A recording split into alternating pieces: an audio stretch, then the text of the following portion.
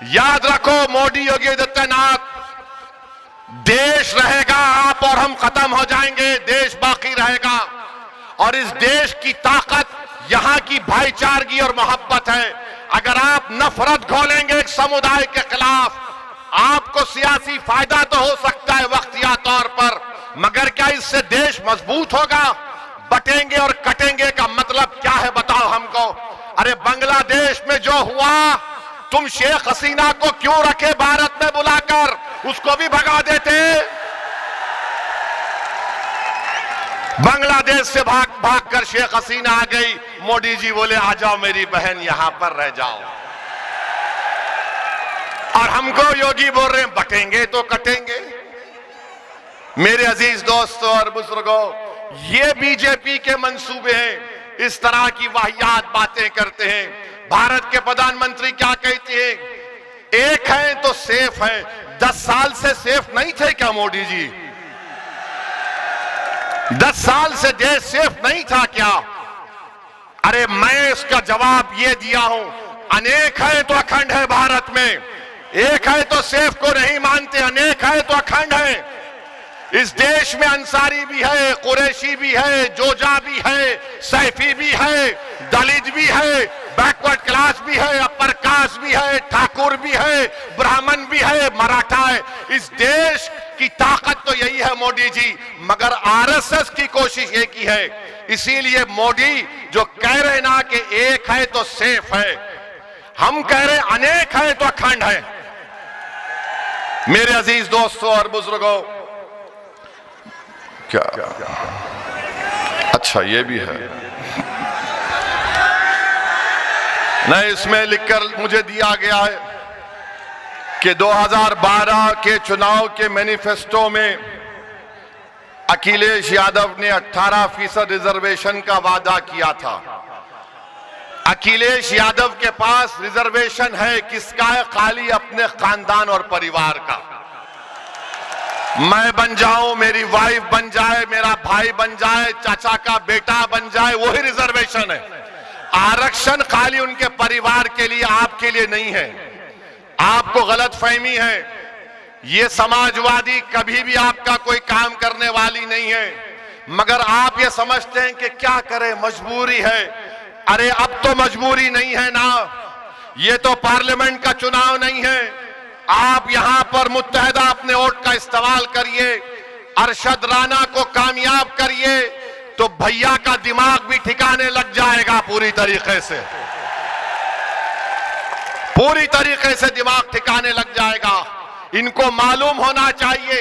याद रखिए, मैं कब तक जिंदा रहूंगा, आप कब तक जिंदा रहेंगे नहीं मालूम, मगर अगर आप अपने वोट से अपनी लीडरशिप को पैदा करेंगे तो आपके वोट की कीमत बढ़ेगी, आपके वोट की अहमियत बढ़ेगी, आपकी जिंदगी की अहमियत बढ़ेगी। आपके इन बेरोजगार नौजवान बच्चों का मुस्तकबिल के बारे में सोचने पर मजबूर हो जाएंगे।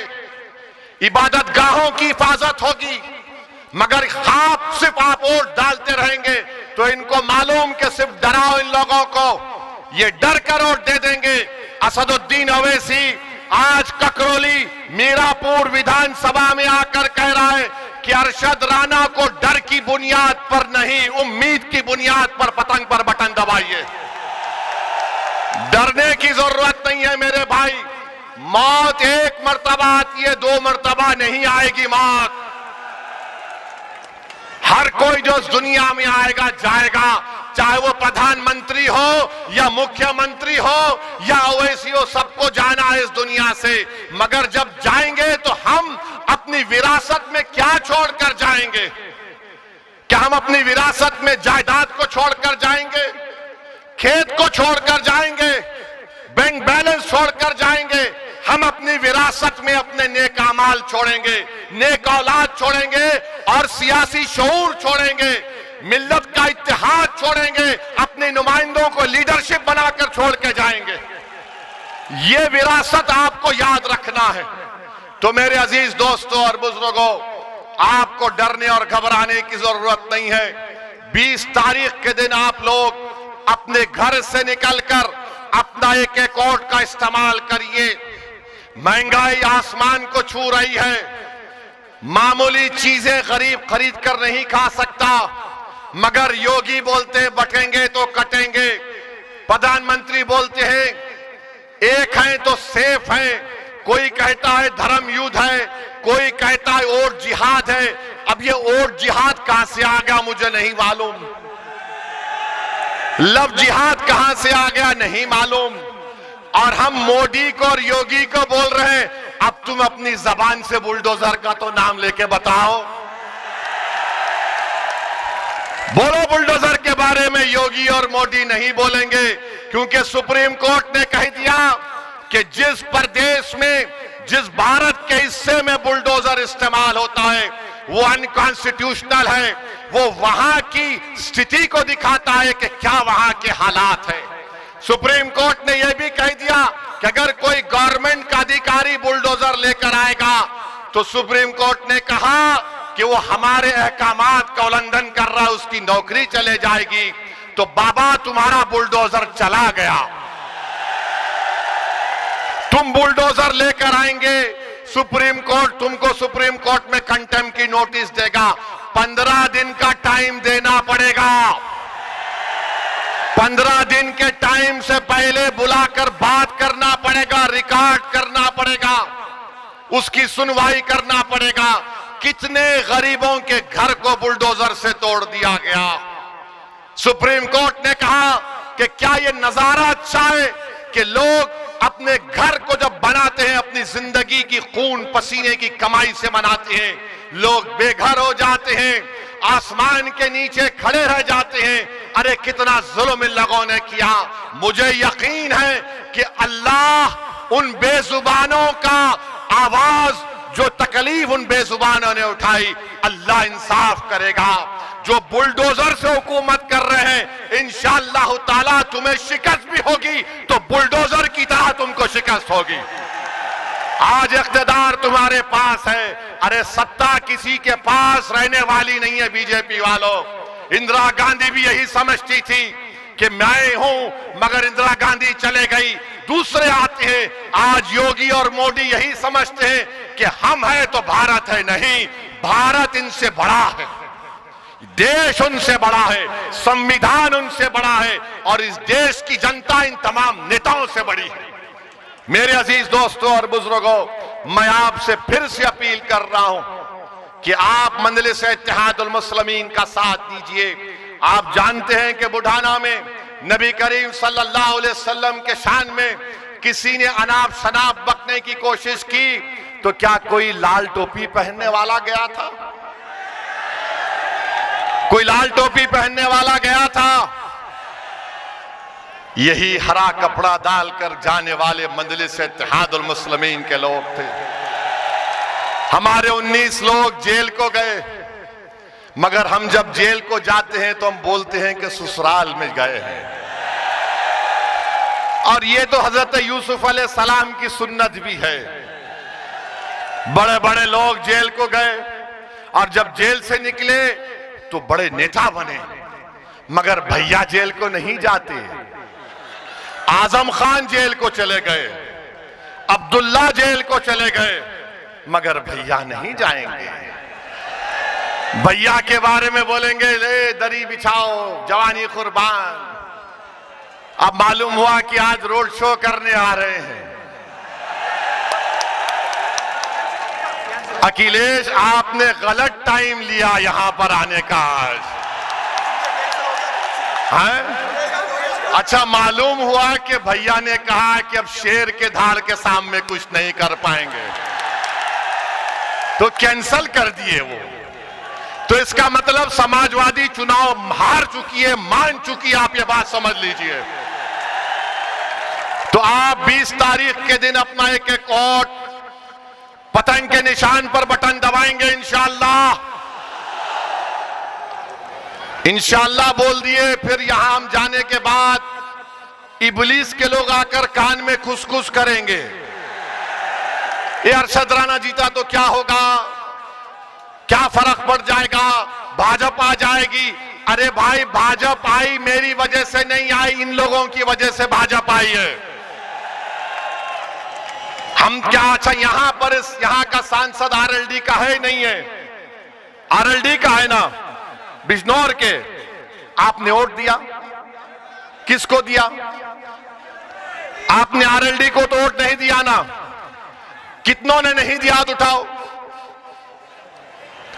अच्छा, आप ये बोलेंगे हमारे भाषण के बाद ओवैसी आएगा तो आरएलडी बीजेपी जीत जाएगी। मेरा जवाब यही है कि हां, मैं भारत में बैठकर कमला हैरिस को हरा दिया और ट्रंप को जिता दिया, और क्या बोलो, मैं जिम्मेदार हूं। यानी हम यहां पर बैठ जाते नहीं है। ये इनके कांग्रेस के एक नेता बोले हां ओवैसी लड़ता नहीं है, मगर उसकी भाषण का इतना असर होता है कि हम हार जाते हैं। मेरे भाई, ये सब बहाने हैं। कोई जीत हार चुनाव है, कोई जीतेगा तो कोई हारेगा। आपसे हम अपील करने आए हैं कि मुत्तहिदा तौर पर 20 तारीख के दिन आप लोग अपना एक एक वोट का इस्तेमाल करिए। पतंग के निशान पर बटन दबाइए। उत्तर प्रदेश में मजलिस-ए इत्तेहादुल मुस्लिमीन को मजबूत करिए। आपके पास एक बेहतरीन कैंडिडेट अरशद राना आपके सामने है। समाजवादी पार्टी के भी उम्मीदवार हैं, उनके परिवार से उनके बड़े लोग यहां पर सांसद भी रहे हैं, मगर उन्होंने इस विधानसभा के लिए क्या काम किया आप मुझसे बेहतर जानते हैं। मैं आपसे सिर्फ यही अपील करने आया हूं, एक लंबा सफर करके आपसे आया हूं। महाराष्ट्र से निकलकर आज वेस्टर्न यूपी के इस इलाके में सिर्फ इसलिए आया हूं ताकि आपके दरमियान में खड़े होकर मैं अपनी दिल की तकलीफ को अपने जबान के जरिए तुम्हारे सामने बयान कर सकूं।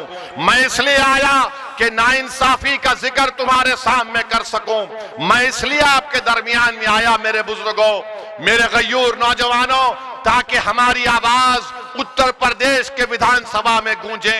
एक मर्तबा आप मजलिस के उम्मीदवार को कामयाब कर दीजिए और देखते जाइए कि आपके मसाइल कैसे हल होते हैं। वरना याद रखिए, ये समाजवादी और बीजेपी एक सिक्के के दो रुख हैं, एक सिक्के के दो रुख हैं। मैं करीब से देख चुका हूं इनको। ये चाहते हैं कि मानते हैं कि मजबूर है, ये कमजोर है, इनको डराओ, ये डर जाएंगे। आपको डरने और घबराने की जरूरत नहीं है। जब दलित समाज का, सुनिए, जब मोदी पार्लियामेंट में खड़े होकर बोलते हैं कि भारत का सबसे बड़ा बैकवर्ड क्लास का नेता मोदी है, अखिलेश कहते हैं कि हम समाजवादी जरूर हैं मगर हमारा परिवार यादव परिवार है, बहुजन समाज है, दलितों की बात करती है, बाबा है, बोलते नहीं है मगर ठाकुरों को प्रमोट करते हैं। हर समाज अपना नेता बना चुकी है और आप लोग सिर्फ सोच रहे हैं कि क्या करें क्या करें। अरे करना कुछ भी नहीं है, उनको देखो, अपने अरशद को कामयाब करो, और कुछ भी करना नहीं है।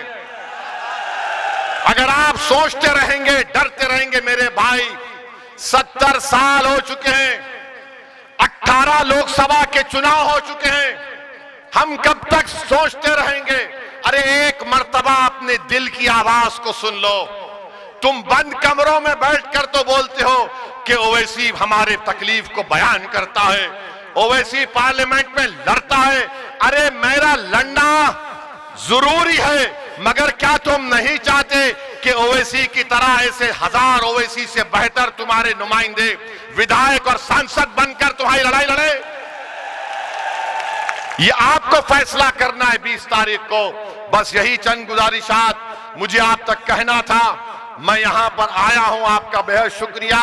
मैं आखिर में कुंदरकी की आवाम से भी माफी चाहता हूं कि किसी टेक्निकल वजह से मैं हमारे कैंडिडेट हाफिज वारिस के इंतखाबी मुहिम में शिरकत नहीं कर सका।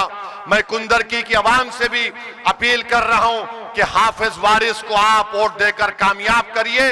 अच्छा, वहां पर जो बीजेपी के उम्मीदवार हैं,